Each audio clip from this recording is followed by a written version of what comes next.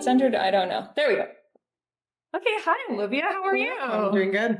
Good. Okay, so it's sometime in July, and I was wondering if you could tell me who you are, where we are, and what do you do?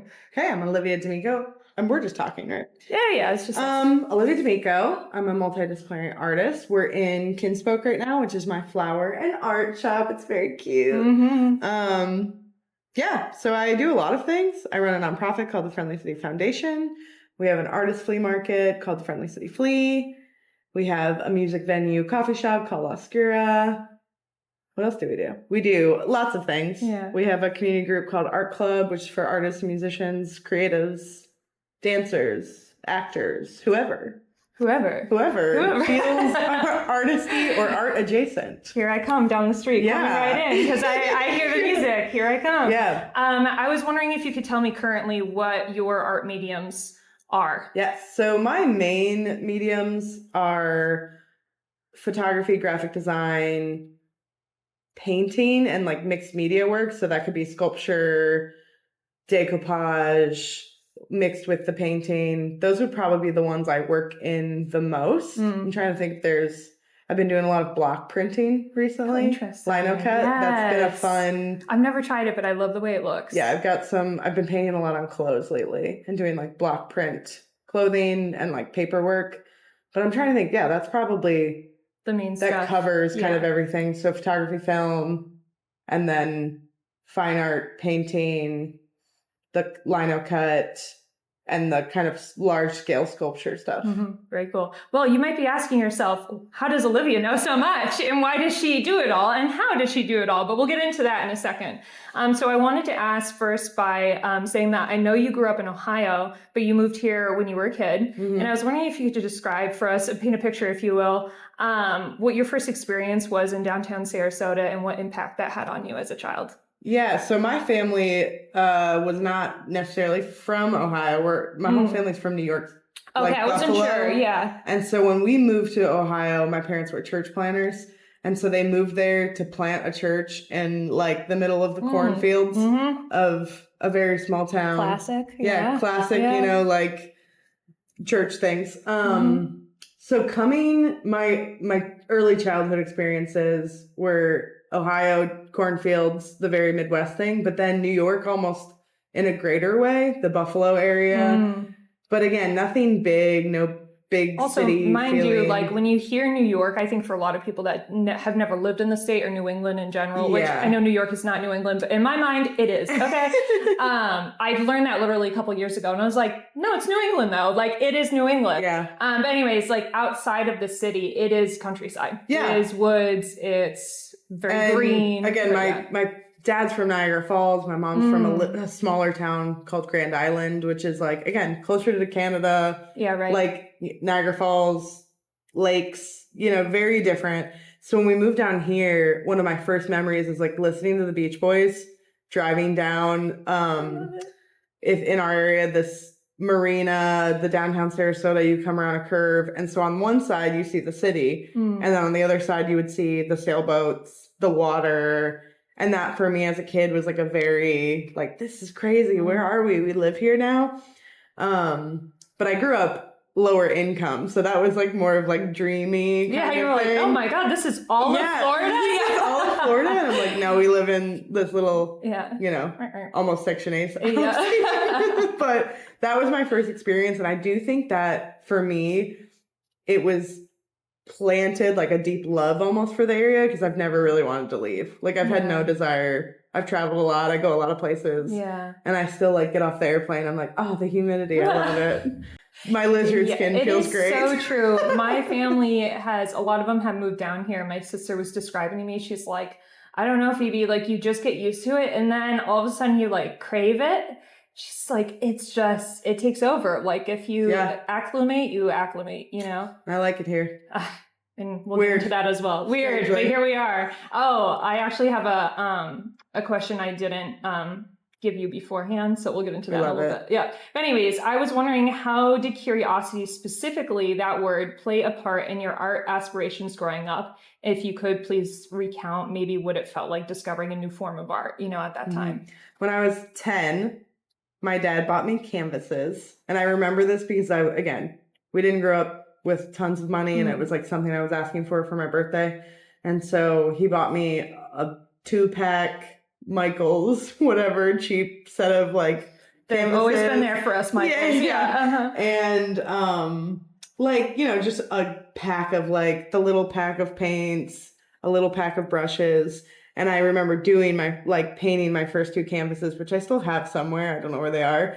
And it's funny because it's like they're still lifes, and one's like a flower pot still life, and then the other one's like the inside of a flower, like really close up. And I reworked them like 4 years later and kind of ruined them. But yeah, I think curiosity for me, I've always been a pretty curious kid. Again, growing up, maybe how we grew up, we were like outside a lot. There was a lot of play. There was a lot of friends, a lot of running around. If people didn't grow up maybe in the 90s in, you know, lower income, maybe you don't understand that, but like you're in the streets with the other kids. You're playing football or hockey, like street hockey or kickball. Well, that's part of the latchkey kid kind of time also, right? Maybe that's more the 80s, but I definitely know people that also were like, here's the keys, like we'll come back whenever. Yeah, and my parents were working a lot during, you know, early 2000s then at that point when we moved to Florida. Yeah. They're both working multiple jobs. And so we're just doing that. And I have 2 older brothers and a younger brother. watching. They were babysitting. Yeah, you're just chilling with the bros. We're just chilling. We're hanging out. And so for me, I think there was always, you know, we were running around, and back then there was more orange groves and things like that. And we lived right near one. So we'd run around there. We'd collect things. We'd find things. And so art and music were both 2 places I was able to be really curious. And I think I use that word because I think now I know it was ADHD too. I was diagnosed at 28, like adult diagnosis, ADHD. But you just read it one day and you're like, oh no. I was like, oh, I could like go and have someone maybe tell me. And then I went and got actually tested. And they were like, yeah, you for sure have ADHD. And I was like, everything makes sense. My life makes sense. But no, it was allowing myself to be curious. And I would jump around a lot. In high school, I was in like 7 different clubs. I was the like president, vice president, secretary, whatever, in multiple ones. I thought that's how you got into college or something. In my brain, I was like, I'm going to Harvard. Yeah, right. I was not ever going to do that. Like an art kid. But I was always just trying things. And I think one, it kept me doing something and distracted for parts of life where I needed maybe some like healthy distraction. And then the other part was I just naturally am so interested in things. And I really am a person who doesn't believe in doing one thing forever. Like even with, I think, jumping through art forms and different types of art, for me, a lot of that is I look at an art form as the thing I'm trying to communicate. So I'll communicate something in different types of art forms because I feel like it needs to be in something different. So it's not like, oh, I'm always doing film. I'm like, no, this story or this thing I'm feeling needs to be communicated through film, or it needs to be communicated through a painting or writing or, you know, you name it, some sort of other thing. Yeah. So that's, I think, the curiosity and allowing that to be kind of free. That's where I will be like, oh, I'm going to pick this up and maybe do it for a little bit or for a year. And then maybe I move into another area and do that. And play it's like a closed door. And when you're curious, you want to know what's behind that door. And then you're like, well, now there's these 5 other doors that I haven't gone down, you know? And I just love learning. I've got a few degrees that I just am like, have collected. And I would be in school still if I had more money. Yeah. Because I genuinely love it. I love academia. I love being in rooms with people who are even curious about a similar topic and who are open-minded and will share. And so that for me is like maybe one of the largest like things that moves me is just where I'm curious and, could we do that? Or could we make that happen? And then doing it with people, making something, creating, and like actually seeing it come to life. Well, too, I was thinking about this last night, and you've inspired me, by the way, to be like, I don't have to be just one thing, right? I don't have to be like the best photographer in the world to be successful. I could be a good photographer and a good interviewer and a good this and a good that, and we can mold this all together. But I think the big part of that too is a lot of people maybe are and I'm saying this because I'm guilty of it, looking outside and seeing what other people are doing and saying, oh, that must be what I have to do. Yeah. And then you're spending so much time and energy on something that actually doesn't fill your cup per se. So that's why it can feel exhausting. So when you see someone that is doing so much like you, but they are things you are naturally curious about, you enjoy doing, it fits into your lifestyle or whatever, like it drives you more than it drains you. Mm-hmm. So I think that is a huge lesson to be learned and is starting to be learned in my life. Yeah. So, and you're part of that. So thank you. Yeah. Thank you. I know, seriously. It's amazing. Anyways, moving on. Rumor has it you've been a music theater nerd. Google has told me that this makes you prone to weird things and doing weird things in public. This is what Google said. Hanging out with odd people and spontaneously breaking into song. Can you confirm or deny? I can confirm totally. That's not conspiracy. That's true. Give an example of all of it. Wait. Well, hanging out with odd people, being prone to doing weird things in public, and spontaneously breaking into song, perchance. If I had it my way, I think more people should be singing in the streets. Well, I had it my way, right? Like people should be doing it. Yeah. Like I think people. If there's a few things that I'm like, you're not happy. Oh, maybe you should like sing and dance a little more. Like maybe that's what I'm saying, right? Maybe you should like enjoy life. Yeah, do a little jig, you know. Like sing about even how sad you are. Yeah, like sad at the rainy. DMV. Yeah, sing about it. Yeah. No, I think musical theater, and I was just saying this to someone, is like one of the greatest art forms, like longest living. Like there's reasons why culture, like Greek culture, Roman culture. There's some weird stuff for sure. Not saying everything they did was right. Well, it's in there. Weird things. Right? Weird things. But I do think it's one of the most beautiful art forms because it takes such a large collective. And it's still one of the only, and this isn't, again, a good thing. Artists should get paid and musicians and singers and actors, they should be getting paid for sure.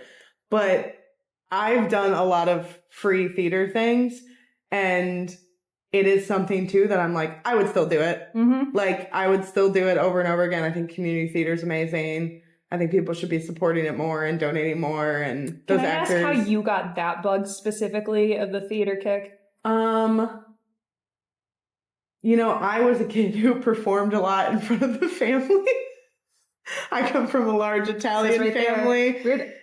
And, girl. And yes, we are performers. There are some pictures that, like, if I ran for, you know, office, probably would be, like, questionable, where my grandmother was dressing me and my cousin up in very strange... You'd be one of the pictures. Do you want to elect this person? Yeah, and it was, like, just weird outfits. And, you know, we're dancing, we're singing. And, again, I grew up in church, and I don't know if that's a thing where... kids are doing that a lot. No, there is a theater connection to church kids too. And you're like performing and dancing and singing. And what would you say was your most famous performance? Do you have one that comes to mind? Or something? Like where I was in it? Yeah. Because I've done a lot of like behind the scenes. I love directing. I see that for you. Yeah. And I stage managed directing a lot. Too. Is there anything that you're like, this is my debut? Like I will put this through. I mean, I wrote a show last year and that was fun. I wrote a little 15-minute like show for a big event in town, and it was a Christmas show, and it was like that was just a fun thing. The last thing I can remember. But no, I think theater, I love working with students too because I love teaching. So every time I get to work with college students, I like love that. So I've done that for the past few years at our local community college where I've gotten to help like costume and direct and do some art direction for things. And those I love. Yeah. So anytime I get to like just be any part of it, it's really fun. Oh my God, that's true. Because in theater, you have not just the production, but you have costuming, you have makeup. There's so many art forms within it. Yeah, you've got people painting and building, and you have photographers and film people and sound engineers and lighting engineers. And you have all these people who are like making it happen. And you have to have all of them. You can't just be like, oh, we're not going to do the sound. You have to have it. Or, we're not going to do the orchestra or the pit. Which, that's sad. That's happening a lot where they're like just doing like recordings now. But to have like an actual live pit where they're playing and you hear musicians. All the senses. Yeah. All of it. And you have to have everybody. And everyone's always so excited doing it together because you're like, the orchestra comes in, you're like, towards the last few weeks and they start rehearsing with you. And you're like, this is so amazing. Like they're making what we're doing so much better. And the same thing, people start putting their costumes on and they're like, I look incredible. And I think it's just one of those things where it's less competition in that sense in some ways. Of course, there's still roles and, you know, people trying to get similar roles. Yeah, I've seen Glee. But yeah, I was like, you're like, I know, I've seen Glee. I'm aware, yeah. But I Based do, in Ohio, by the way. I do think it's just a really beautiful art collective form. And I do think theater people, past all the Glee stuff and all of that, when it's at its best, yeah, right, it is one of the best art forms because it takes like the whole art community to make it happen. Yeah, right. Okay, well, I thought that would be embarrassing, and now you've just made me want to join. So yeah, now like what after this? You want to do some? You really should be like you should be an art politician. We'll combine it. Why not? When I become art mayor of Bradenton. We should do that. Take over the mayor scene. It's just like arts and crafts. I throw out like full departments and just install arts and crafts whatever departments. you have to do. Yeah. For the drama of it all, right? It's literally theater, for the drama. So. Okay, for the... I'm like, do we really need a police department? Maybe dress them up in something, you know? If, like, costumes, yeah, like, maybe a can wig we, or like, two? change your outfits? Yeah, right. They're not serving. Yeah, they're... And you're supposed to serve. Literally and figuratively. Literally. Serve. And anyways. Brown? You know. Yeah. All brown? Okay, so anyways, we know that you have already by the end of high school, tried all these different art forms, right? You've gotten your skin in the game in at least 7 different, yeah. What was it? Classes are clubs. Classes. Yeah, I was in marching band. In marching band, yes. Art club, choir, theater. I tried TSA. That was not for me. Oh, wow. Too much math. Math art is not my thing. Art. Not enough art. Too much math. Good to know. Good to know. Yeah. That one I was like, well, it can't all work out. Am I right? No. Yeah, that doesn't happen either. But I know that by graduation, you had trouble choosing 1, what to study, and 2, where to go. So I was wondering, how did you make your decision? And do you still think it was the right choice at that time? I was paralyzed. I remember...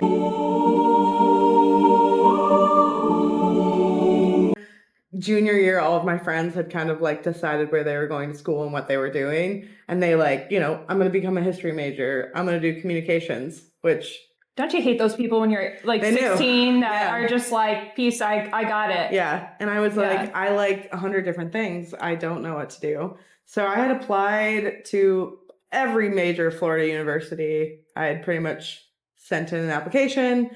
I had toured a lot of them. I had applied to Ringling College of Art and Design. I'd applied to Savannah College of Art and Design. And then I got into a lot of places and I was like, oh, this isn't helpful. Because now... Wait, now I have choice? More choice? Yeah. And I wish like one would have accepted me. And then I had a friend who was like dual enrolled or taking classes at Ringling.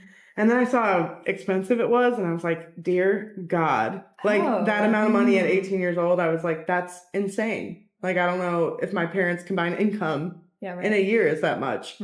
And so I decided to go to, again, our state college, that was community college that was here, because they would also let me, none of the schools, when I talked to advisors, they were like, there's no way you can be an art major and still do music classes. And for me, my music classes were paying for school. Like I was getting some scholarship offers with music. And so I'm like, how do I, like, if I want to get the art degree, but I have to pay for school with the music classes, like, I don't. How do I do the thing while doing the other thing? Yeah. So the community college allowed me. I'm sorry, what's the name of the State College of Florida. State College of Florida, all right. Manatee Community College. But yeah, State College of Florida allowed me to do both. And so I was a graphic design, new media major, which new media was like the web. Yeah. Oh my God. When I hear new media, I think of space for some reason. Yeah. You're like, oh, it's so like up in the stars. No, it was like web design. And animation. Google Internet. And digital cameras. And it was like all of that kind of stuff. I remember that, yeah. And I then was able to still take my voice classes and musical theater. And at the time, too, I was a percussionist because I was a marching band My kid. God. And so I was doing some of that. I did stop doing that, though. Yeah. I was like, this is crazy. I can't play instruments and do voice and do music. Were your parents like, are you well? Like, can you stop? Like, how did they handle you just being like, we're trying this now? They were pretty cool with it because cool. I would like figure out a way like to pay for it. Okay, because sick, I was on free and reduced lunch. I got federal grant money. I'm the kid who like was in those programs who was able like to benefit from them and kind of try stuff. And like I would get help from a lot of those things in school and be able to use that to try some stuff. So I'm like a big supporter of any programs like that. Yeah. Because there's still a lot of stuff I couldn't do, but I at least always had access to art and music. Because if I couldn't, Options are options. Yeah, and sports sometimes was just, that was never my thing. I tried like volleyball one year and I was like, not enough art. not again. Are we painting during this? Where is it? I don't know. Like nobody's singing. Yeah. I don't like this. I would be in a You high break school out musical. Ah, there you sports, go. You know? Yeah, there you go. You have that experience on your belt. But anyways, back to the school. So you were able to do the graphic design work and the new media, and then what else were you? And then I was a voice like minor, did musical theater, did all of those things. That helped. Like I got scholarship every semester from the music department. Okay, cool. To pay for school, Nice. along with my Pell Grant money. So that allowed me to do that. I did that for 2 years. Love it. And then, I got other degrees later Yes, that have you nothing to did. do with art. Yep. I mean, they do. but So we're going to get to that now. You also worked since 17 years old in church ministry and studied divinity and church organization. Could you tell me why you chose these topics and what from your degree have you learned about the church or like theology that maybe you didn't know before? Everything. Okay, do we have 5 hours? Yeah, we got some time. Again, I said I was a church planting kid, which for those who don't know, people go and start churches, right? You know, and so they'll go into areas that they feel like need a church, which in a lot of America is not a lot of places because there's more churches than like McDonald's, you know, like triple the amount. And but I mean, they were working on that in this, like, I mean, from anywhere from the 60s up to the 90s.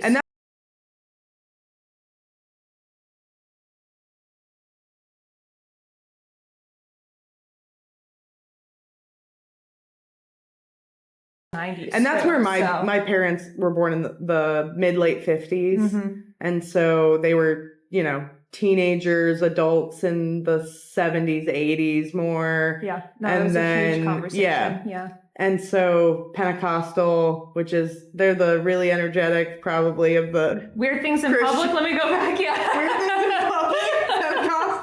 Pentecostals. Yeah. Running around, doing stuff, you know, holding signs on corners. Right. That was, you know. Getting the word out. Yeah. Playing. But my dad, again, they were rockers. And my dad was in bands before he became a Christian and grew up, again, American, Italian, Catholic. Yeah. So there's a lot of just background faith things have always been a part of our family. And so growing up, that was more central than anything. Like we... Constant. A constant in your life is what I mean. Yeah. Yeah. So like before I knew anything, I knew that. Yeah. Like the Bible, studying the Bible, talking about it. It was central to everything we did or said. Like any conversation, that was the most central thing.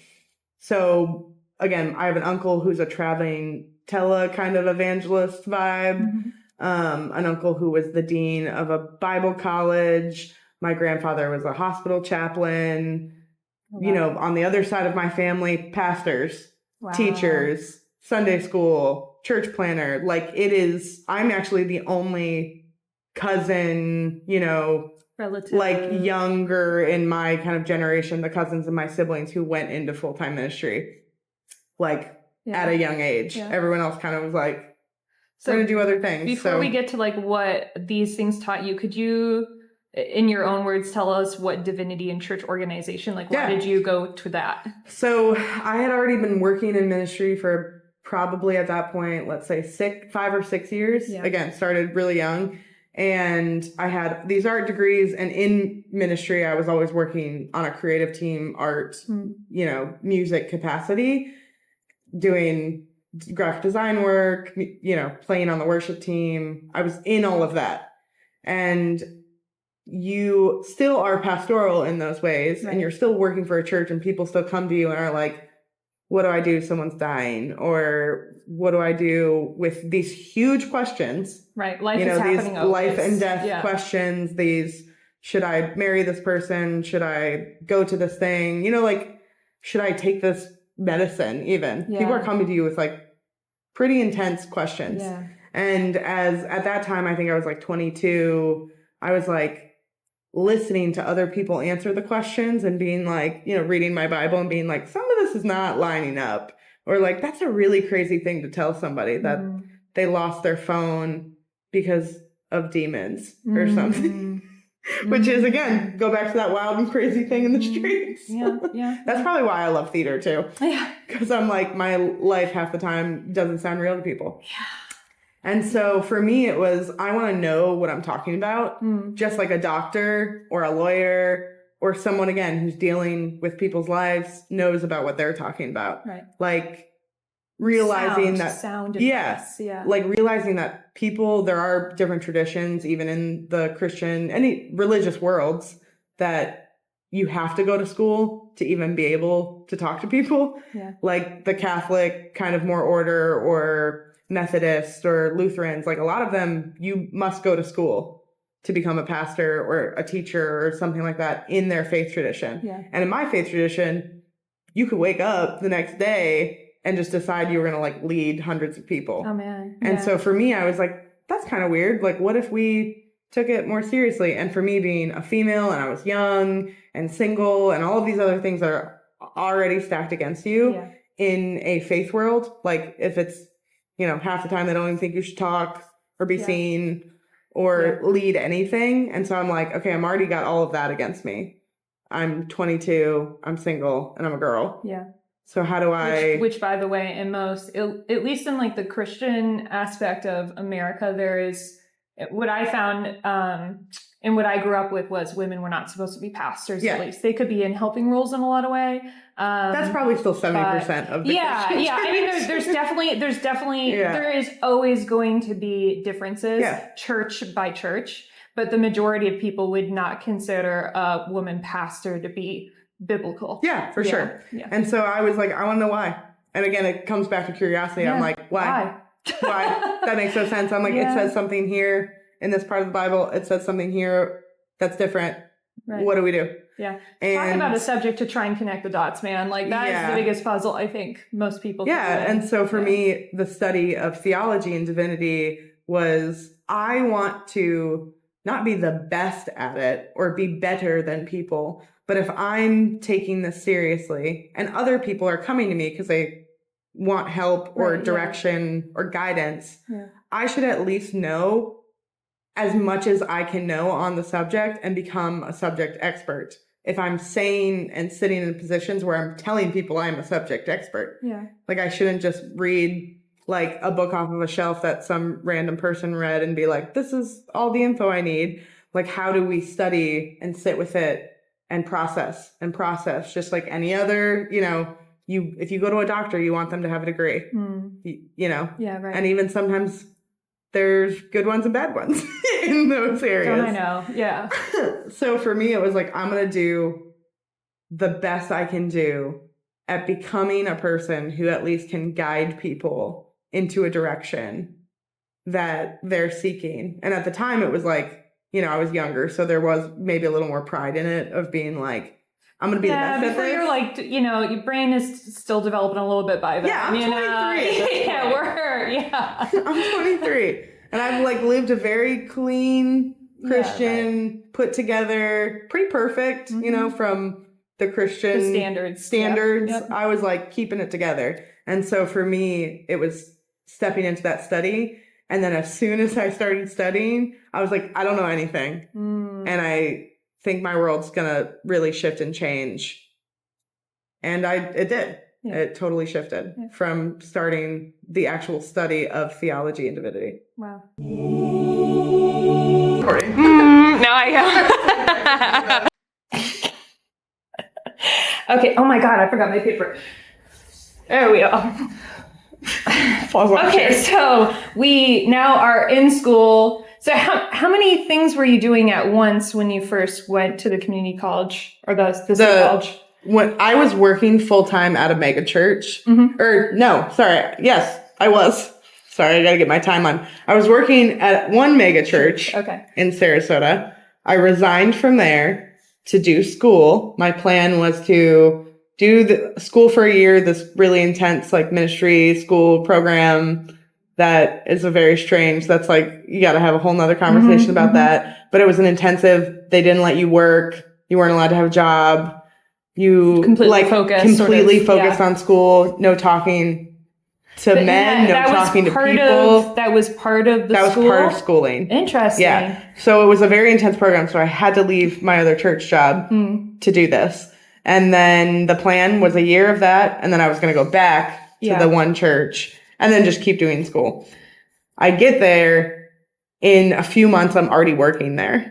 So they had asked me to come and help launch a new campus that they were starting. Because this is a bigger mega church now that I'm at. Yeah. That at the time, I think they had 3 campuses and, tens of thousands of people attending.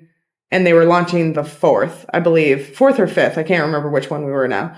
And so they asked me to come on staff as a small group kind of discipleship, which basically was just me with adults, helping pastor adults, get them into community groups to study the Bible. Yeah. So I was helping. A lot of organizing of people and then message and distribution of. And so I was like almost more of one of the front people to my job, they were like, you have to talk to everybody in the church and get them connected and like make sure that they're in the spaces they need to be in. So it was like our campus pastor and then like me making sure that adults were connected into other groups of adults, into programs, into serving. So it was immediately at like 23 years old, a very different job than I was doing. And I was doing that part-time for the church and then also working on the creative team part-time. So I had kind of a split role. I was doing graphic design and different stuff that they needed done and like creative things. Because again, that's my background. A huge part too of what, especially when you have that many people. I mean, you're going to a service and there are visuals every week and they're all new and they're usually, like you said, done by someone else behind the scenes. Yeah. So that was me. And again, they had a really big creative team, really huge budgets. And so it was not super different than where I just came from because again, I came from another mega church. It was just the size of it all was different. Yeah. So I came from a place that maybe had like 5,000 people to now I'm at a place that's like 3 or 4 times the size of that. And now it's like 10, 11, 12 times the size of even that place. It's grown. They have like 8 campuses now. And so I was there through a lot of that growth. So for me, again, the study, all of that was happening at the same time. So I was a full-time student and working full-time on church staff in a pretty large capacity. Yeah. Wow. And at the end of your studies, where were you at that point? 2020, baby. 2020. COVID. Okay, so that brings me to, I'm guessing this is the part where this would come up, so I'm just going to go with it and we can come back if you want to. But I wrote, you have a series of paintings starting with the same phrase, it's okay too, and then fill in the blank. There's actually one back there in the corner you might be able to see. When in your life did you come up with this idea and why do you believe so many people resonate with it? Because I know it's become a series, it's not just one. Yeah, 2020 was an insane year for everybody. Yeah. And it led into a huge shift, obviously, in the church world, which maybe a lot of people don't realize if they weren't in that space, because we have our understanding maybe globally in our state, our country, kind of the things that were happening. But in the church, it shifted a lot of things. Lots of people left the church. Lots of people transitioned into different things. There was a mass exodus of even staff across all churches in the United States. A huge number of pastors resigned, a huge number of staff, churches closed down. There was lots that was happening. And in like almost that spiritual, what's going on, we had the murder of George Floyd, Breonna Taylor, Ahmaud Arbery, all of these things too were happening culturally that were significant. Yeah. And so 2020 happens. I'm in my last semester of grad school. So at this point I'm studying Divinity. I'm so excited to graduate. I'm like, I've got, 4 more months, 4 more classes, finishing my dissertation, finishing all of these things up. And that my studies were focused on ethics, race, and theology. So this is all happening. My last semester, I remember we went to like 3 classes or whatever, and then maybe it was only 2 classes, and they were like, hey, we're shutting down for these 2 weeks. Yeah, right. We'll be back. We'll be back. Yeah. We shut down, and I was in a class that was like kind of crazy to be in at the end, which is a class on the end times and the apocalypse and Revelation. So that was one of my last classes while we shut down for this global pandemic. While that's affecting, again, it's important to remind everyone that I was in a mega church, lots of people, not a typical, probably in our city and in most cities across the country. One of this and sporting events were probably some of the biggest questions of what's going on, like concerts, sporting events, where you're gathering thousands of people every week to come and gather into a place. So tensions are high. A lot of fear. We live off of donors, and it's a nonprofit. So people coming in and donating weekly is how you survive and how everyone gets paid. Same thing, with a sporting event or a music event, very similar kind of atmosphere. And so I'm faced with all of that, faced with all of the racial kind of injustice and upset and just horrible things that are happening in cities across the country, locally. And then I'm also studying where it's already started to happen. All of grad school, I was deconstructing my faith and being like, I'm teaching one thing, I'm saying one thing, but even the Bible says something different than what they're telling me to say. And I was getting more, not even confused, but enlightened to being like, we're not even teaching what I believe scripture is saying, or we're not teaching what I believe ethically Jesus is saying. We're aligning with maybe power or empire or money, policies, ideologies. Trumpism was a huge one, and just being like, why are we worshiping anybody? Why are we putting any person, like for me, it was hard to understand, like anyone, I don't care who it is. If it's the past 10 presidents, why are we putting them above love and mercy and justice and grace and kindness? I'm like, I don't care anyone's policies. If it's evil or wrong, why are we even arguing? I don't understand why we're arguing about this. But then, of course, there's people that are like, well, it says in the Bible to respect authority and do this or that. So I was really shifting even how I read scripture and being like, for me, if I was reading differently, and then I'm like, if it's not through the lens of Christ, the entire Bible and the life of Jesus, then I don't think we're interpreting it right. So how my interpretation changed. And so I remember standing in a service one day, giving an altar call, which is like, do you want to accept Christ into your heart? And you need to do these things. And it was a script that all of us said everywhere. And I was like, this is crazy. Like what I'm saying and doing is crazy when all of this other stuff is happening. And I was doing like a giving talk where we're asking people to donate their money because they had to, because that's what God wants. You have to continue the church. Yeah. And so I was like saying all these things, and I'm like, I don't really think any of this. And I like remember walking off the stage, coming home again. All of this is in 2020 because we started running services pretty quickly. Like we didn't wait a long time, and that was confusing. And do you mean like online? Is that online, but then in person by June of 2020, we were back open. It was Florida too, so the rules were different state by state. We were back open with again hundreds and thousands of people, and it was overwhelming for my brain and all of this stuff. But again, I came home one day. I have the first painting I did in the series just said, it's okay to change. And it was for myself. And it was very like spiritual practice, like a moment for me that I was almost giving myself permission to change, to be different, that I could think differently, that I was allowed to even act differently. And I was really contemplating for probably a year and a half. Like, I don't know if I should be doing this. I don't know if I should be here. I don't know if I'm in the right place, but I always felt very called to ministry and to the work of the people and to work of community. And so I did that painting. I remember filming it too for some reason, which I'd never really done. I started like filming myself painting it. And new medium. Yeah, it was I had done some of the large lettering, but I don't even know why I did it the way I did it. I did a box, which again, I never painted super symmetrically. Like most of my stuff would be more abstract, or I would do the lettering, it would fill the whole canvas. And so maybe there's something in there that I felt boxed in, and I felt, like this little area. But I did this one. And then the next day I came home and I did It's Okay to Doubt. And then I came home, I think the next day, and did one that says It's Okay to Leave. Yeah. And I did all of these. And at first I was just like, they were all for me. And I was like, you're allowed to doubt things.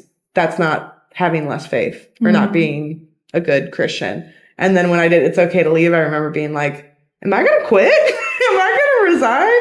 Again, and this is something that I'd worked my whole life for. Yeah, right. It's the only job I ever did. Yeah. I spent $100,000 on school to study it. And so it was a pretty big deal for me. And that was, again, all in that time, all around, 2021 was when I waited probably a little too long to resign. But yeah, that series then turned into me going to it almost as a ritual. Like it's a very spiritual practice, to where I would go, and when I felt like in my spirit or soul I needed to give myself a permission to do something, I would go and like work through that and then create almost essays and writings. Because I do a lot of writing, I do a lot of essay work. And so for me, it was that paired with that to open myself up. And then I just started sharing them, but I really didn't start sharing them until I resigned. And then I would start getting DMs and like secret kind of messages of people being like, hey, I kind of feel this way too. Hey, like, can we talk about this? Like almost in secret, people I was working with at other churches, even ones that weren't our church, like the people I worked with, but also people from other communities. Yeah, that you just knew growing up. Yeah, that I just knew from working at many churches in the area. Small town. When you work at a church, you meet a lot of people. Yeah, you meet a lot of people and you know a lot of people. Yeah. So I think people just started resonating with the idea that they also could be maybe different, or they also could change. Like they had some ownership of their life in a time too, in 2020, 2021, when everyone kind of like was left with like, is the thing I'm doing the thing I want to keep doing? Where I'm at, do I still want to be there? Well, a lot of people had a lot of time on their hands all of a sudden to sit with where their life was, especially when it comes to, I think, work. Yeah. Just being home, because some people had terrible experiences, other people had wonderful, and we don't want to negate how hard it was and difficult, but I think for everybody, it was a time to literally look into a mirror and say, I think too, some of it, it's like some jobs were real jobs. And some people's jobs, maybe they felt like, am I even doing a real job? Because you get home and you realize like the world's still spinning without you, which is some of what I felt. And there were some things where I was like, are we even all like, there's a lot of people that I work with that like our jobs are kind of fake. like when you really get down to it, are we, Scripture talks about like the work of a pastor or a minister or a deacon or whatever. It's like being with the people, feeding the hungry, being with the widows, the orphans, the poor. All beautiful things. You like all these like, and I'm like, do we do that? Yeah. Are we creating beauty? Are we helping people see beauty? Are we with the least of these? Are we sharing? Are we being generous? And I'm like, or are we doing a lot of other things to say that's what we're doing? It's kind of like you looked at the church and said, not enough art. Literally, not enough art. Yeah. Art. We're just copying other churches that are doing things. We're copying how they sound. We're copying their flyer, like everything. It's just, we're trying to be like hip and cool. And there isn't a lot of space for questions or grieving. And I realized too in school that like that was a very normal part of like most of the church for millennia. Is that like you would go there and you would question things and talk about things. And then I'm like, I'm in a space where you can't even really do that. Yeah, right. So like, how can I participate this in a different way? Can I? Yeah. Is there something else out there? Surely there has to be. There's billions of people in this world. There has to be other ways that people are experiencing faith or practicing faith or life. And I was like, I just have never known that. Yeah, right. And I was like, in my late 20s at that point being like, dang, I just did this for a long time. Like my whole life has been this. What else could be out there, is out there?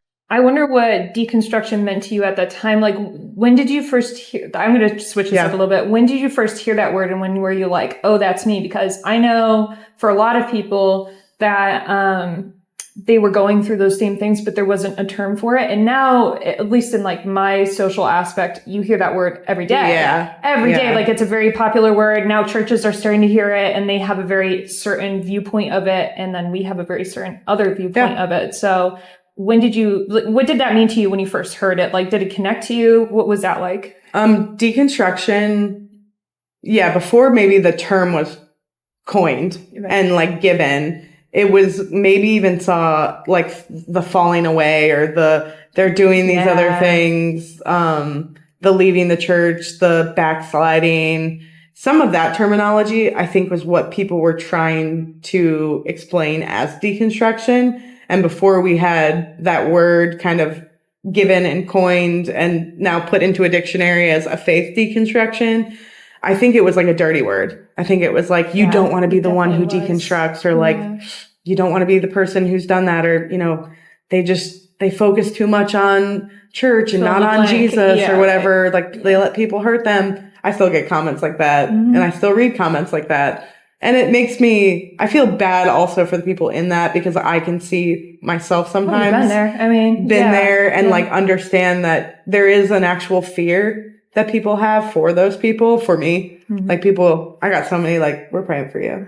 And I'm like, thank you. Like, at sometimes that means we're gossiping about you, by the way. Yeah. At some points, like, there were times where I was literally like, please don't, I'm fine. And then now when people will say things or I'll read stuff, I'm like, thank you. Yeah. Like, I'll take it all. I would say I'll take it all. Yeah. Yes, like, okay. Like, that's so funny. Thank you so much. Anything. I'm so glad you're thinking about me. Yeah. Like, that's because generous. deep down it really is like someone just trying to say, I care about you. Yeah. And because of their own fears about hell or about what's going to happen, or, you know, your soul, or all these things, all of their theologies, ideologies, doctrines, a lot of it's coming from what seems like a good place, or like, again, some sort of care. Some of it's crazy, obviously, exceptions to every rule.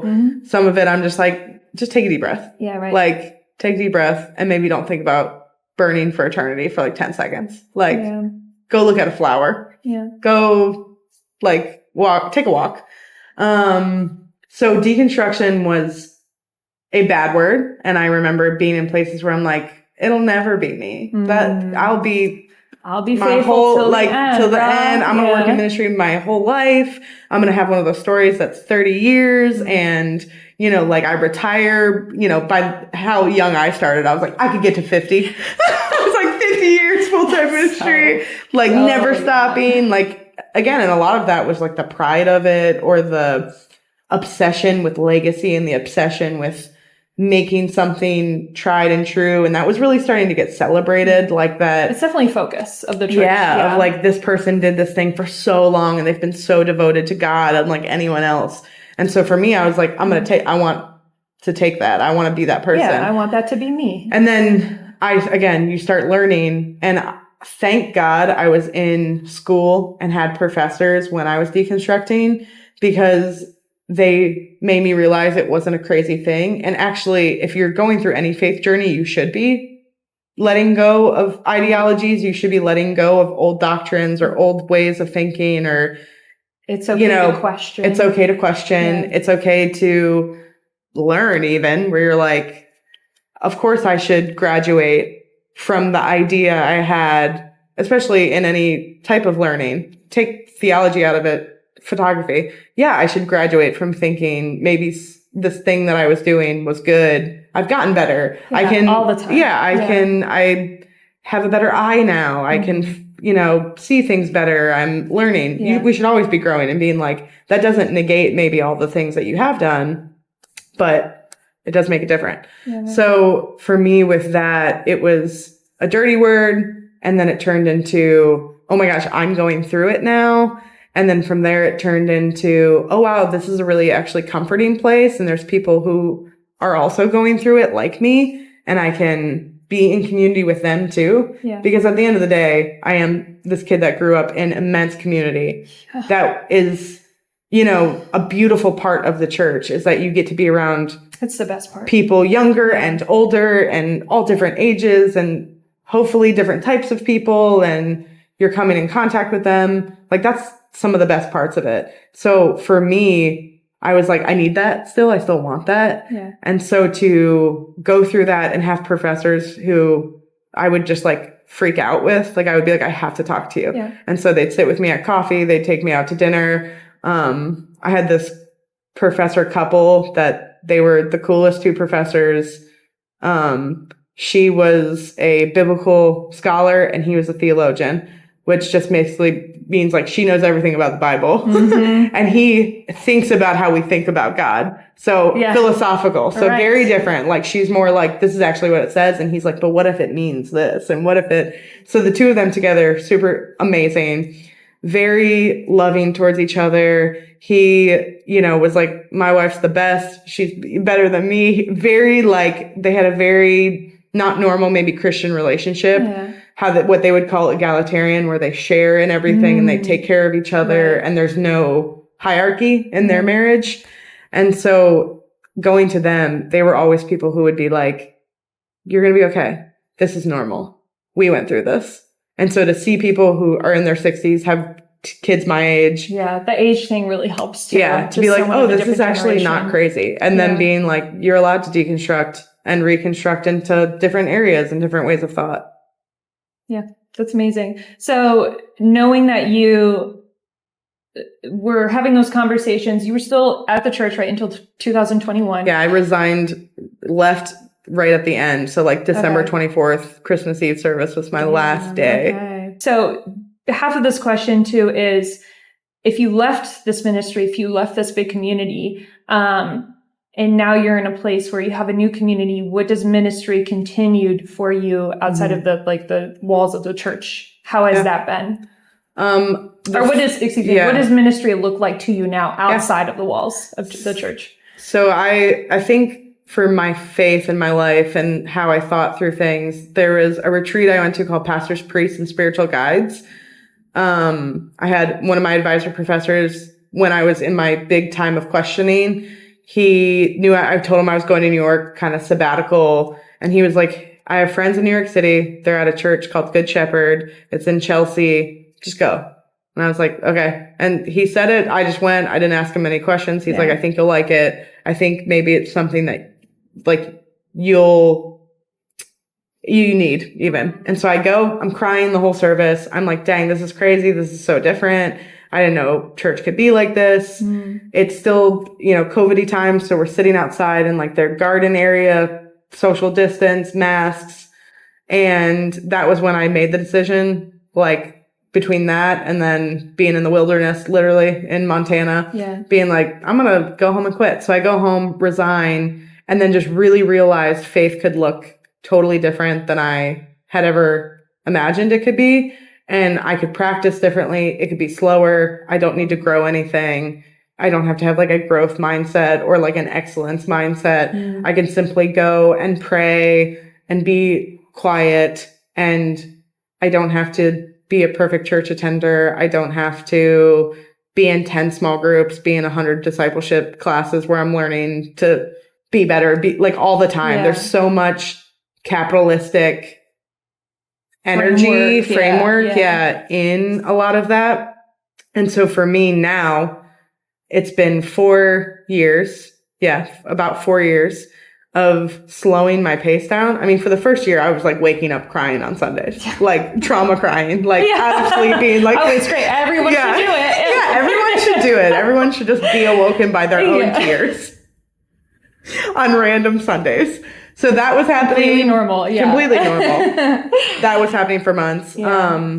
But now I think ministry really looks like beauty, like creating beauty and creating spaces for people to be seen and loved and known. And I still like, that's always my mission, like internally, even with space like Kinspoke, where we're selling flowers and art and things like that. But for me, I don't want to even do this alone. So right now we've got like 15 other artists who are selling their art inside of here because I'm like, their art is so amazing and beautiful and they're creative and such cool people. Like all the people in here are some of my favorite people, and their art is being shared. People are getting to enjoy it, and they're being able to be seen and known and cared for by even our community. So the same thing with Oscura, all of the things that we do with bands or with artists and different stuff, people are being able to be seen and known. And then hopefully it turns us into better neighbors to each other. Yeah. Right. Because we're in close community. You have to walk through hard stuff when you're in close community. Yep.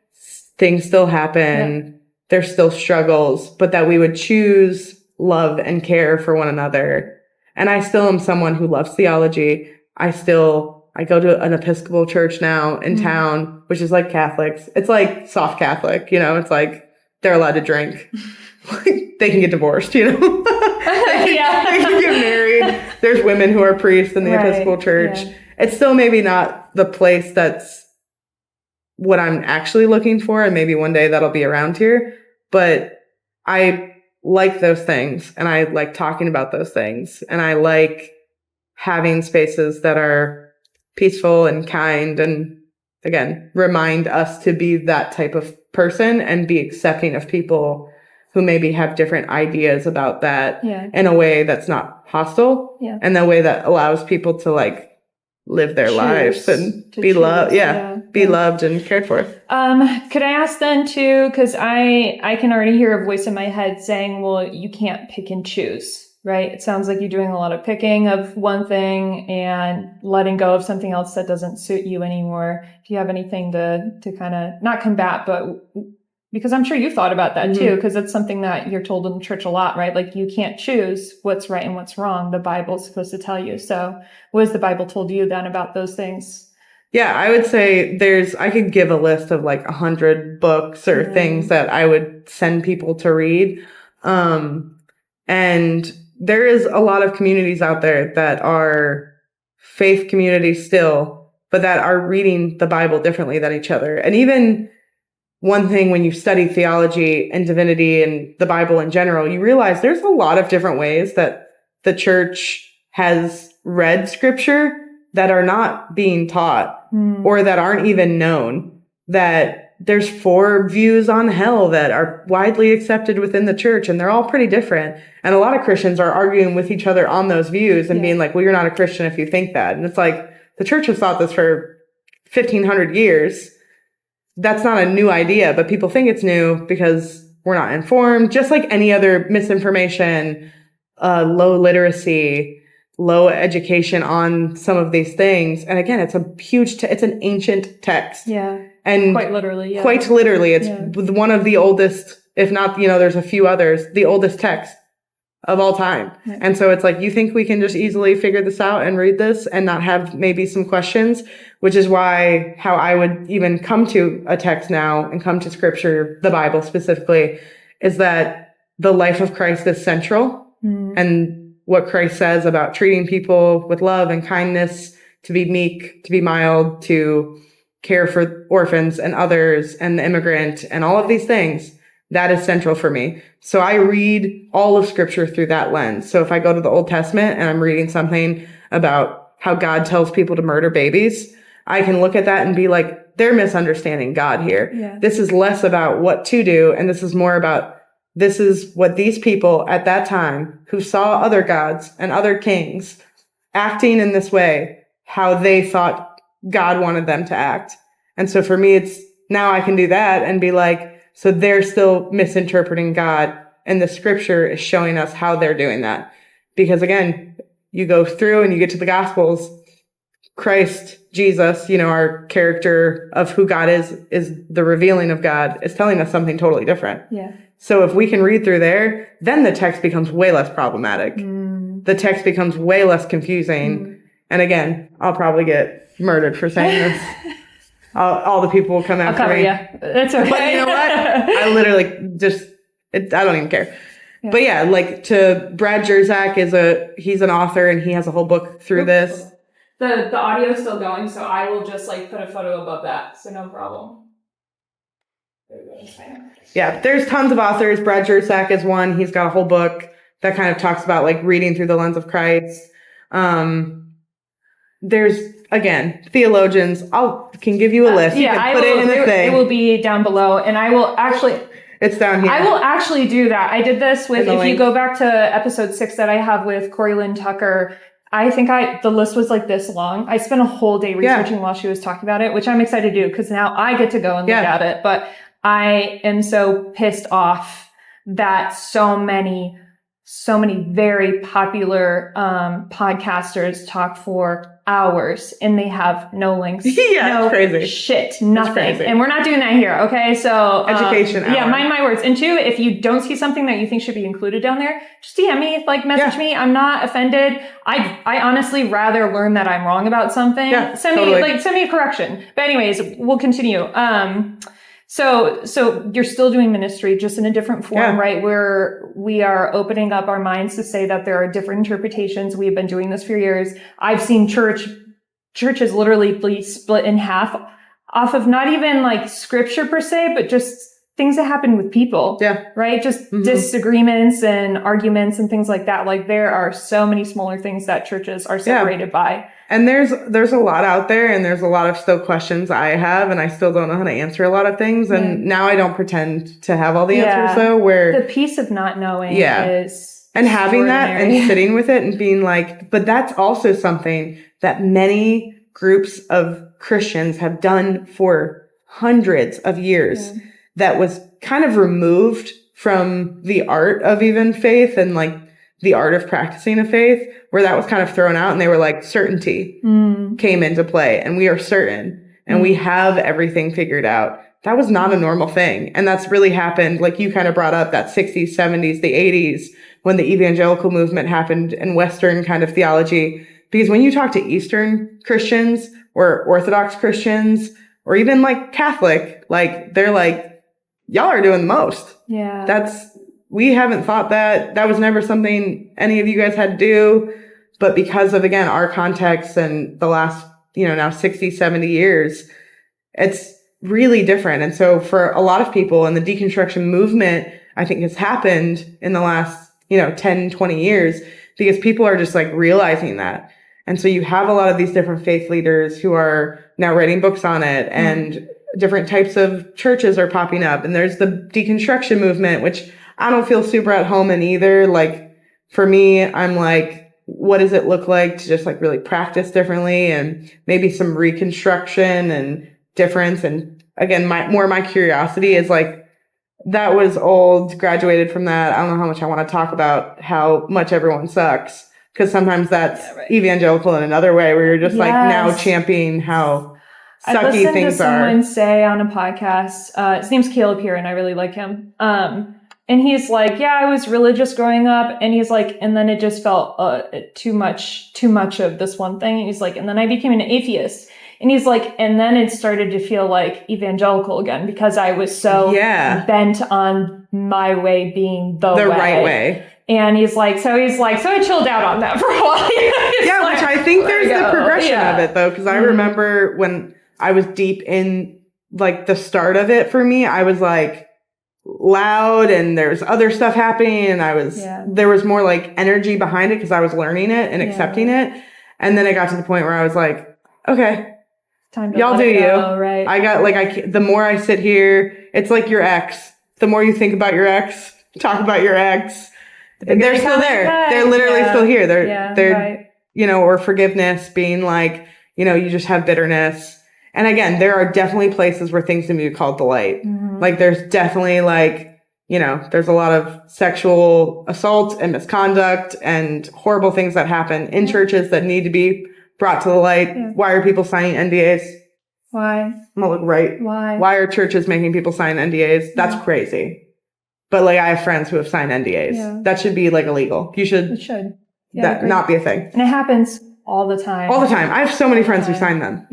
That like live and are right around. So I just think it's to practice faith and to be a person who's still open is like a really important thing to me. And now realizing that can look really different than what I was told it can look like. And I still marry people. I still do funerals. I still sit with people in grief. I still do hospital visitation. Like there's all these things that I was doing as a pastor that are not changed because of a job description. Yeah. Because of who you are. Yeah. And being like, if we care like that, which again, being people who are caregivers to each other, to each other's lows and highs, and then still showing up in that way for community. And again, that's not for everybody. We need math people, I guess. Yeah. I guess they don't need the art like we do. That's fine. But again, it's like more artful for me. And now like one of my favorite kind of like sayings is like everything beautiful is God and God is everything beautiful. And so for me, that being kind of like a pinpoint to everything that I do. And then my last little nugget would be we're out here planting trees and planting sequoias, which again is from a Wendell Berry poem. And a bunch of people have said that. But to do things that outlast us or me, to plant a sequoia that I'll never sit under the shade of, that I'll never benefit from, but future generations will benefit from that tree. Right. And less of what's in it for me, but what's in it for we. Yeah. And being like, if that's the pastoral work I do, and if that's like the love and community work that I do, then I'm cool with that. What's more beautiful than that, right? What's more art than that? Musical theater, maybe. Still, we can mix it in. We'll mix it in. No problem. That's so funny because I didn't ever do that, but I have been thinking about this recently. I was like, if I went to a public school, me and at least a couple of my siblings for sure would have been involved, for sure. Because you want to talk about drama, also Italian family. Whew. It's really funny you saying that from like a homeschooler. Being like, if we were at public school, you better watch out. Yeah. We would have still acted like homeschool kids. Listen, exactly. I'll put up a picture of me in a puppet, okay? I built this puppet. I was like this little kid. And then I literally made like a red fire engine with a mohawk that was bright green, like monster. And I was like, haha, sick, which was so out of left field. But church puppet stuff is a whole nother episode.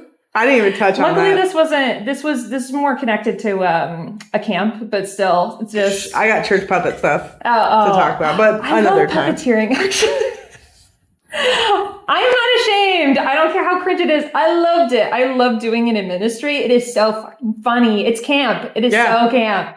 Another subject. But anyways, so talking about moving forward, right? And thinking about what do I want my future to be and what is now my life, right? How do I rebuild after changing? You started what's called Kinspoke Studio in 2016 with another fine arts friend of yours, focusing on specifically graphic design and creative design at the time. And now we're in this flower shop that has the same name, under the same name, Kinspoke. So how did you get from graphic design work in a studio with another friend to where we are today? It's very different. we literally just did an installation that had flowers in it and plants in it for a photography project. We were shooting for I literally don't even really remember what it was for, but we used flowers and did a backdrop and did something. And we both were like, oh my God, isn't it great to not stare at your computer? Because we were full-time like designers and, doing that. And then we were doing it on side hustling and doing like design stuff. So like 14 hours a day or whatever. You're just like a design gremlin. And we were doing so many things, doing animation, website design. And we did that. And then I don't know why, I literally like still to this day don't remember. Like we did a bloom bar and we set up a flower bar at an event. And then we started the flea market, Friendly City Flea. And we were like, let's do it there. Like, we'll do it here and try it and see what it's like. And then we became like florists and it happened like so fast. And I think it was, again, a way to do something with a different medium, the curiosity. For years, people would ask me flower stuff and I'd be like, I just picked pretty ones. I don't know. I like this one. You want me to tell you the name of that? Yeah. I saw a picture of that and said, that's cute. Like, and I did it. And then we made it. Right. And they'd ask me like care instructions or like how to grow things. And I'd be like, you think I grow these? You think I'm a farmer? You got me messed up. No. I think I fell out of a coconut tree? Yeah. Come on. I fell out of a coconut tree? Like, no, I pick out pretty things. I just like how things look. And then I put them together. And now, of course, it's like we do full weddings and events and floral installations, and we've got our bloom bar that we have, and we're a full open shop now and a full floristry. But again, if you come in here, it feels very different than a normal florist shop. We've got art everywhere. There's more to it. We've got candles. I've got a little studio in the corner. We've got a pottery studio on the other side, a ceramic studio. Again, just integrating, there's still art connected to all of it. And we really look at ourselves still as artists who work with flowers almost more than full florist. Yeah. Like, you're going to come here and you're going to have a really amazing art experience, and you're going to get something beautiful. And for your wedding or your event, you're going to walk away with pieces of art that, again, are designed, because florists are 100% artists. They're doing amazing, crazy stuff. So like, people think of them as these little side whatever. They're just making an arrangement and delivering it. No, like, they're doing crazy things. Like, floral artists are amazing. So it turned into that. And again, it's just another place to gather people and to do things with my friends. And that's what I really like doing. Yeah. Well, I love it. It's kind of the mentality it seems like your whole life of why not me? Yeah. Why not me? Why not us? Right? How can I include other people? Because like you said, if the people that have built the art that you're looking at right now, there'd be 14 other people in this room, you know? So. And it's just like, I think the biggest downfall for all artists and makers and people wanting to do anything creative is like inaction. And we wait. And I'm guilty. Yeah, okay, I've been there. Yeah. We wait. We don't do things. Yeah. And if you just, I feel like, get around one or two people, other artists, musicians, who are like doing it, it is all you need to be like, just produce the thing. Like, half the time people are like, oh, it has to be perfect. And I'm like, just make it. Yeah. Like, talking about making it, like, lame. I would rather have people make stuff and it be kind of kitschy or camp or whatever, and be like, hey, at least they made something. At least they did something and produced something, and they birthed it and it came to life and people came and saw it, than have something be like perfect that no one ever sees and you think you're really cool. Because there's a lot of people who think they're super cool and they just talk crap about other people. And I have no time for that, because I'm like, at least they did something and made something and stopped talking about doing it. Right. You can sit over there and talk about it, but I'm over here doing the thing. Yeah. Right? I don't have time. Yeah. They're doing the thing. They're making the thing happen. They're producing stuff, and they're going to be better in a year. And you're still going to sit on this idea that will never see the light and complain when other people do what they're doing and it's not as good as your thing. It is better than your thing, because your thing doesn't even exist. Yeah. It's like, spicy. I love it. Like, no, it's just truthful. It's what it is. Yeah. I'll literally get so fired up. Go on. I will get fired up about it, because people will sit here and be like, that needs to be like this. They should have done it like that. Like the critics, you know? Yeah. And I'm like, I only want to hear you as a critic if you're producing art. Right. If you're making stuff and you have something to show. Like, especially when you've never stepped into that world and you don't know how hard or difficult or complicated it could be. Yeah, like, make something and then talk about how what that person made is lesser. Yeah. Yeah. That's why I'm going to do another YouTube channel. Because I just want to talk about this. Like, oh, I love what someone's doing. Because especially on like Instagram, I love to see someone just going out there and being like, I'm starting now. Yeah. And doing it. And like, they're not waiting for a producer. They're not waiting for a contract. They're not waiting for someone to find them. They're just like, I'm just going to go out and do it myself. Yeah. So speaking of the shop now, we are in downtown Bradenton, Old Manatee District. And this is what's called the destination area, right? We have Anna Maria Island, like 15 minutes down the road that way, if traffic is good. But this here is not considered like the paradise part of the destination area. So what makes this small town beautiful in your eyes? I want to make a shirt that says that. That's so funny. What did I say? You said like the non-paradise part is so good. It's true though. I think I might have to write that down and like make that a shirt, because it's so true. I'll send you a picture of this one. It's so true, and we joke about it all the time, because it's like Bradenton, again, downtown Bradenton has never been a super exciting place like for people. Like, it's never been the place you're gonna maybe travel to. Right. Like over Sarasota or over St. when someone asks me where I live, I'm like below Tampa. And then I'll stop there unless they ask. But you'd be surprised how many people are like, I know someone in Bradenton. Yeah. My aunt lives in Bradenton. I'm picking up someone today whose mother used to live in Bradenton. Yeah, that's 100%. I tell people anywhere I'm traveling, they're like, where are you from? I'm like, Tampa. And then they go, oh yeah. And when they say that, and they get a little more defined, I'll be like, I'm from Bradenton, Florida. It's actually, yeah. And they're like, oh, cool. But anyway, so this area, again, I've grown up here. I've lived here my whole life, except, but again, my whole life. I've never moved since I was 7 from this place. I love it. I think there's potential. And my whole thing is, why go somewhere else and do the thing when you can just do it at home and do it in your city that needs it and your city that could benefit from it. And there are people who live here. This is a lot of people live here. There is, yeah. It's not a small town. It might feel like it. I'm here. It might feel like it. Yeah. But there's more people who moved here than anywhere in the country in the last 5 years. So we all know that. Yes, sad, we do. our roads are sad. They're very sad. They're hurting. That should be on the back of the shirt that says this is not the sad. It's going to take you 40 minutes to get 3 miles. Well, especially this area. By the way, this is a one-way on this street, and it's a one-way on the other side. That fucks it all up. And there's a hospital and a bridge to get over to St. Pete and Tampa. Like, there's just... It's madness. It's just, it's a fun... But, again, to say areas that have darkness deserve light and beauty. So this area has been really vacant for many years. It's been a drive-through area. There hasn't been a lot of industry here. There's an old pharmacy that's still open. It's been open for 60 years. Yeah. Correct me. I forget how long. It's been open for a very long time. And then a restaurant came in, in the last 15 years. And then there really wasn't anything.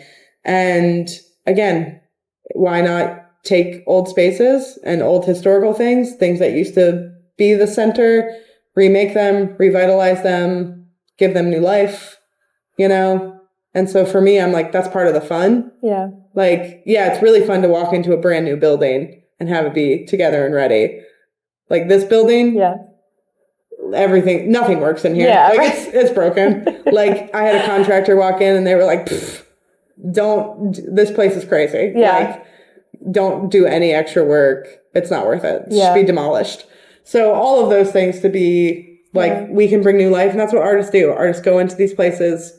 They revive them, they revitalize it, they bring beauty to it, and can make it, lively again. Can I say, too, as someone who grew up literally in the woods, and then lived also in a town that was much more run down than this and still is, like it was hard to leave because I actually really love the small town I came from, but it did not have the infrastructure of like people willing to invest in it, and the people that have land and property there are just honestly like just keeping it to themselves. They're not doing anything to build up the community. So that was really hard to see. But as someone who grew up in a town like that and sees the beauty of just everyday people, when I go into like a new building, everything's right decked out and fancy. Feels and weird. Like from 2024, I feel very uncomfortable. Yeah. I'm like, this feels like almost like whitewashed in a way that's no like soul.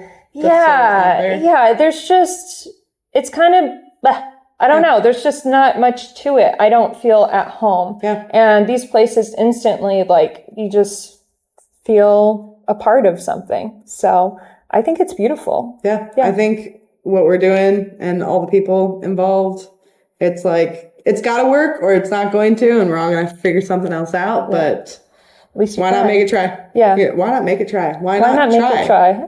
Why not make it happen? Make it happen and then try. Yeah, okay, there you go. We've been talking for a long time. Yeah, we have. Love it. So now that we're here and, we're investing in the town, what do you want Kinspoke to be known for?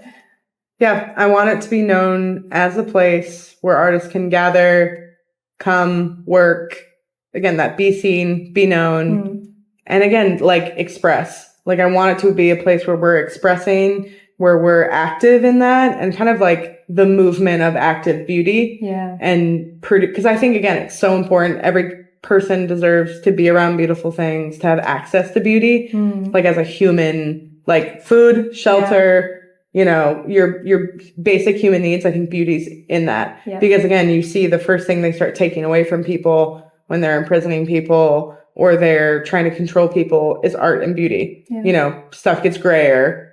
They stop using color in art, color in buildings. It's all parts of like control. Yeah. And again, you go into a jail and you're like, this is the saddest, worst place ever because they're punishing people by taking away beauty. And so I think, again, Kinspoke being known for that, being a place where people can come and like grow. Like, I just want to see people come in here, they start selling their art, and then they go get their own shop, or they go have their own thing, or they start their next thing. That's what I want. Anything that I do to be like a catalyst for that, because people are always doing that for me. And so I think that's one thing I want us to really be known for and do, and just bringing joy through flowers, through art, through experiences. I love when kids come in here and like they're so excited like to see things, and bringing color back into our gray, sad millennial world. I mean, still, it seems so far away because people really have tried to move on fast, which makes sense. But the pandemic really made us think about like, oh my God, I just need to have some fun. I want to be expressive. And I mean, right before that, I mean, the millennial gray is like, was such a trend. And now everybody's like, it's dead. And I was like, it was never there. I never liked this. But anyways, that's my own opinion. I literally never liked gray. I never liked it. Well, coming from New England, I never had gray furniture or gray walls. I just moved into a new place and it was gray. And I was like, we have to paint it immediately. I can't. It must be changed. I can change this, right? Time to do another thing. Okay. But yeah, I mean, again, if someone really loves gray, no hard feelings. No, I think you shouldn't like it. Oh my God. Like I mean, I don't get it, but I think you should. I like black and white. So. I think you should think about why you think gray is good and what part of the child inside of you. Why do you think gray is so good? We don't understand. Like what have you killed? I'm listening. And the child inside of you, like, because no child's like gray is my favorite color. Like you, that's like true. What have you suppressed that like? You think it's good and you can't have like a color. Well, that kind of comes back to like, you think you need it because you see it. You know, that's what trends are. People, and that's why they die. It's because you're looking at someone else and saying, oh, should I be doing that? Right? And you're like letting a corporation usually tell you what is good. They're selling you the gray couch. They're selling you the whatever. And they're saying this is the trend and this is the good thing. And to be a happy, like white picket fence person, you need this gray couch and this sad art that was made probably by AI now. Well, that honestly, Florida has definitely opened my mind because I moved down here and I was like, this sucks, that sucks, I hate this. Like it took a while, but I was so used to like historical buildings and things being in nature all the time. So seeing a lot of like block work and all these bright colors that just seemed like tacky. And now I love it. Yeah. But even like all of that, we could, again, a whole nother conversation. Yes. But I really want to know why people think they need gray. And I would probably arm wrestle. I almost said fist fight somebody. Violence is never the answer. So why are you here today? Well, I'm a pacifist. I am a pacifist. But I would figuratively, with words, maybe fist fight somebody to be like gray is better than other things. I'd be down for that. Yeah. Like that would actually be a fun thing. We'll think about it. Anyways, we'll come back to that. See, again, like the creativity.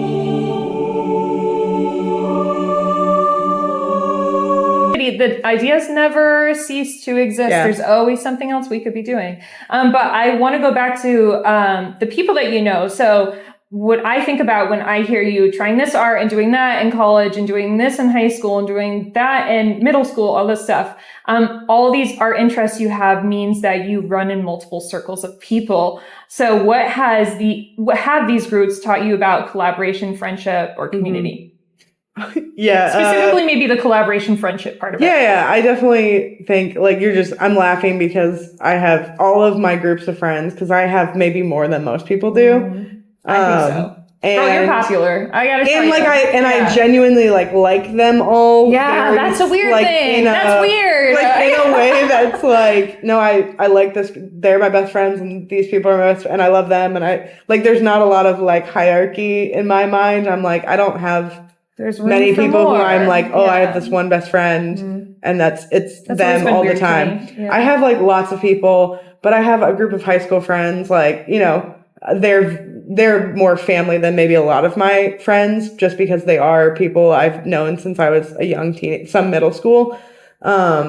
they're all like metalhead, emo, scene, you know, like we grew up as scene kids, and they were taking me to concerts I probably had no business going to, where I was like, everyone's screaming, like what's happening? But now, like, you know, we run a music venue where most of the people are screaming that are playing there, you know, lots of metal, hardcore. But no, I think these different groups have always, and none of them are Christians. You know, none of them would really like profess. Maybe a few of them would be like, yeah, I believe in God. But a lot of them, like, it's never been a thing. And then I have a lot of friends who I grew up with in church who I love dearly. Mm-hmm. And again, sitting with a lot of these different things. And then I have friends who maybe grew up with more wealth. And I have friends who grew up with no wealth. And I think that has kept me very well-rounded for a long time, to be like, everyone is going through something. And so on their worst days, it's usually just because they're probably going through something internally. And that's okay. And I can get past that. It's really hard for me to like hold a grudge or to even be like kind of angry at people. I'm like, I get it. Like stuff is hard. I get fiery and then I'm like, it doesn't matter. Yeah. I'm like, I'm like, I'll be here when you're ready. I'll be here. Mm-hmm. You know, you know where to find me all the time. Yeah. We'll be there. I've got people who think really different. You know, my whole family is pretty, you know, conservative. Everyone I work with is very liberal. Some of them would be like, we're socialist. Yeah. You know, like, so there's a lot of different types, demographics, race, ethnicity, gender, identity, all of that. And I think the collective of that is like, everyone's still people. Everyone still wants to be loved, heard, seen, cared for. Mm-hmm. That's the human needs that we're all trying to relate to. Yeah. And if we could like get to that and get past maybe some of all the things that we put up and like put fronts on, we realize like that's really what it is. And then some people, how they choose to do that maybe is with hate or envy or malice or confrontation. And that's where I'm like, we can break that down. Like, how do we get past that? How do we? Because we're really not all so different. I think what America is very good at is individualism, right? Yeah. You do your own thing. Look at all these things you're doing. I do my own thing. And I'm not saying this to say that like everybody out there watching, only values themselves, but the way that, especially when you're trying to sell art in America as a small business owner, you really have to sell yourself. Yeah. And people like, ask anybody that runs a business, the things you get the most traction on are kids and your face. Mm-hmm. I will post my work day in, day out, and I'll get like a couple likes here and there. I'll post my face, and all of a sudden everybody's like very engaged and wants to know. It will just be a selfie. Like I'll write an essay and like post a picture of art, which I just did yesterday. Yeah. Posted like art and an essay that I spent a lot of time on at 500 views or whatever, a reel. I post a video of us spinning behind the coffee bar with blueberry matchas or whatever we're holding. 300,000 views. You know, you're like, like people are like, we love it. And I'm like, spent no time on it, didn't think about it, was drinking my coffee in the morning and thought I should probably hit record. Yep. So the world's crazy out there. So support all that local to say art. is just like, people are interested in each other, right? So that kind of tells you like, we might be individualistic, but two people want to know each other, which is community. And you need that because you are not an island. You can stay an island if you really love that, especially if you're like the most introverted person, you get drained by other people. I get it. Almost all of the people I consider my closest and like truest friends, introvert. I'm married an introvert. You still have your people though. Yeah, they still want community and they still, everybody needs it. Everybody needs it. And that's what I'm like, I can see that you like struggle with certain things because you are so busy and there's so much to do and it gets overwhelming. But I'm like, I can be certain that Liv has someone. And if she doesn't, but I'm here, you know, like at least, you know, that's something that's more of a comfort too, that you want for other people, not just for yourself. I want everybody to find a community. Yeah. So with that being said, what would you say to a person or an artist who's afraid to maybe get started in sharing their work or reaching out to others, especially if they want to maybe collab? One, I said this at our art club, probably every single time I've said it at our little community thing. I'm like, we're real people, talk to each other. Mm-hmm. Like, ask for help, ask for advice, ask to work with somebody. Almost any time someone has come to me and said like, hey, will you do this? Hey, do you want to do this? Hey, what about this thing? I'm usually like, yeah, that sounds awesome. Like the only thing that would make me probably not do it is if it, again, really didn't align with me, internally as a person, or like timing, being like, I would love to do that. I just literally can't that day. Yeah. And even just being like having questions, go talk to people, go ask the people. People genuinely want to, like, I'm meeting a filmmaker later this afternoon because they literally asked if we could meet and have coffee. And you said, so I said, yeah. They make some pretty cool films. I want to meet you too. That's cool. Let's go meet in real life and not online. And so there's like things like that I feel like there is a fear. And then just sharing your work. I'm like, be like, if you have to unfollow everybody you know, or you have to block people to feel like you can make another account, do that and just start sharing it. Yeah. Like, I know I'm posting stuff and people are like saying things. I know, because I was pretty loud immediately. I've never been someone to like hide. I've been always like kind of like sharing what I think, being like, this shouldn't happen. Yeah. Murder is bad. Bring shit up. Yeah. I'll bring it up. Yeah. I'm like, why are we talking about it? So for me, I'm like, I know people are sitting around their dinner tables, whatever, talking about me. I just am like, who cares? Is that going to stop me now? It definitely has bothered me. I'm not going to pretend like that hasn't been a thing. No, of course not. Like, I hate being misunderstood. And I, for a long time wanted to be like, let me explain to you what I actually mean. And now I'm just like, if they're not going to come talk to me, they're just haters.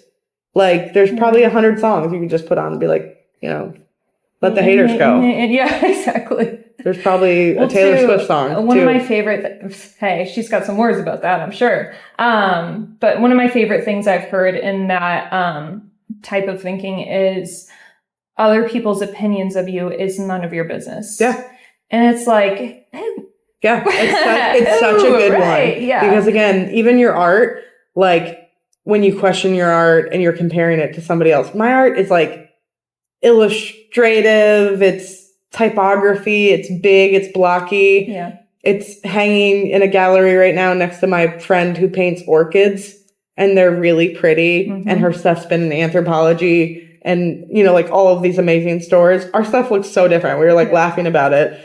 But I'm like, I look at her stuff and I'm like, your stuff's so cool. She's looking at my stuff being like, I just love what you've been making lately. Mm. And then I look at other artists. I can look at a Van Gogh and at, a Keith Haring, who is a street artist and an impressionist, and be like, I love both of their work. Yeah. Like, I do that too. It's amazing. Yeah. And it's like, but if Keith Haring's trying to be Van Gogh, and Van Gogh, it wouldn't work, so I think if you're being honest with your art and you're being true and you're just continuing to show up and get better and practice it and make it a thing and sharing it. Right. Why not? Well, too, like, why are we so concerned about what other people think? What do we think of ourselves, right? Do I like living the life I'm living? Is the stuff I'm posted actually something I care about? Yeah. Because who has to live with you at the end of the day? Not them. Yeah. Not them. And I can tell you, like, most of I don't have a huge following on Instagram or anywhere really. But I would guess more than half of them are strangers now.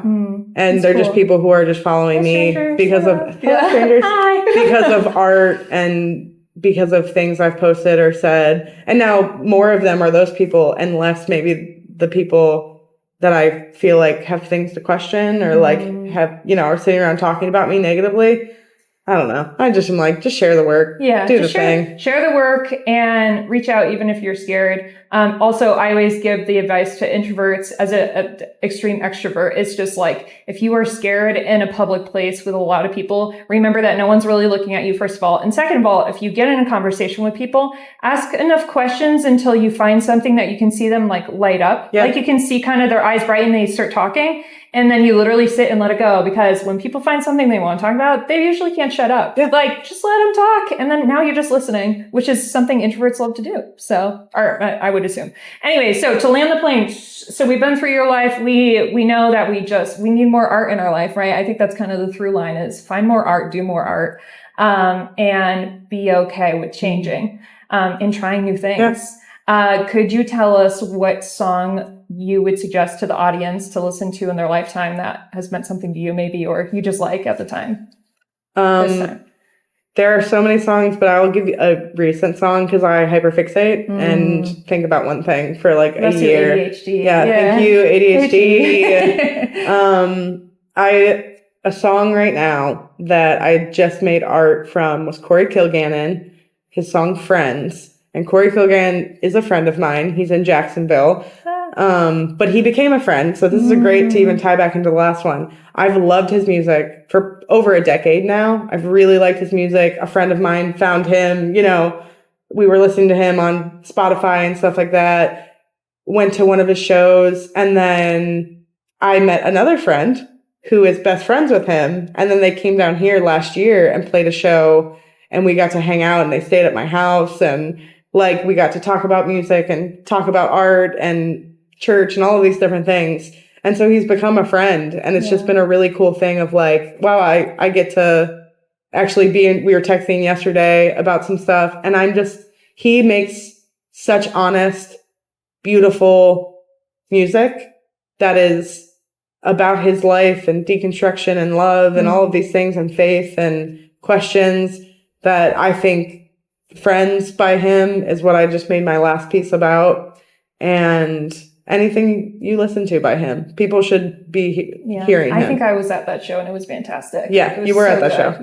Yeah. Amazing. Well, cool. Well, Olivia, I can't wait to see what you do because I know there is always something around the corner. And not just for you, not just for me, but for this community. So I'm really happy that I've come into a space that I didn't grow up in, but now I feel like I'm a part of it and you're part of that reason. So thanks for coming, or thanks for having me here. Yeah. Hey. Thanks for having me on your this is a podcast? On your visual podcast, we're calling it. YouTube vlog channel. Podcast. Cool ass people. Cool ass people. Cool ass people. All right. That's it.